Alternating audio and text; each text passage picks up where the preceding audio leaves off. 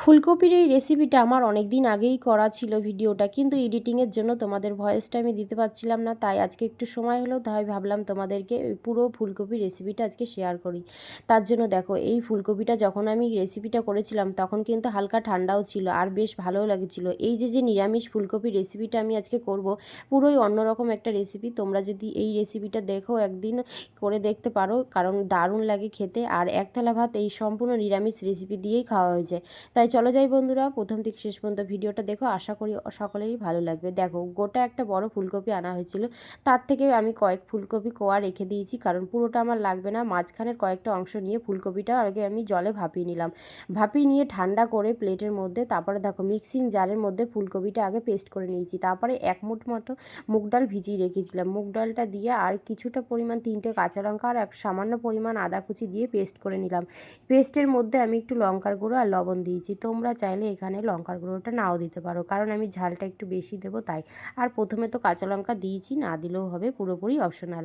তারপরে দেখো, পুরো পেস্টটা একটা ফ্রাইং প্যানের মধ্যে তেল দিয়ে আমি পুরো পেস্টটা এইভাবে ছড়িয়ে দিলাম। এবার আর মিডিয়াম তো একদম লো আঁচে রেখে দিতে হবে, তাহলে নিচটা সুন্দরভাবে হয়ে যাবে। আবার উল্টে দিলে বেশ সুন্দরভাবে বড়াগুলো রেডি হয়ে যাবে।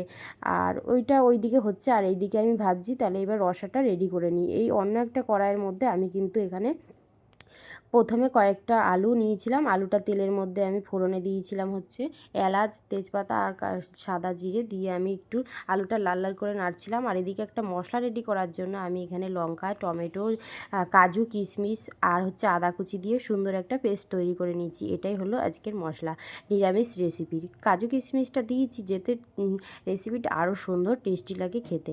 তারপরে দেখো, মশলাটা পুরোপুরি দিয়ে দিলাম। তারপরে ওপর থেকে লাল লঙ্কার গুঁড়ো, লবণ, হলুদ পরিমাণ মতো দিয়ে ভালো করে কষিয়ে নিয়েছি।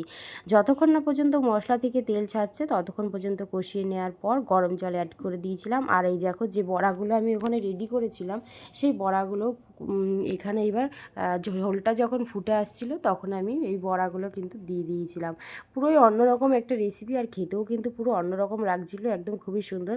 ও সরি, এর মাঝে কিন্তু আমি পনিরও অ্যাড করেছিলাম। পনিরটা কিন্তু পুরোই অপশনাল, আমি নিরামিষ বলে টেস্টির জন্য দিয়েছি, তোমরা চাইলে নাও দিতে পারো।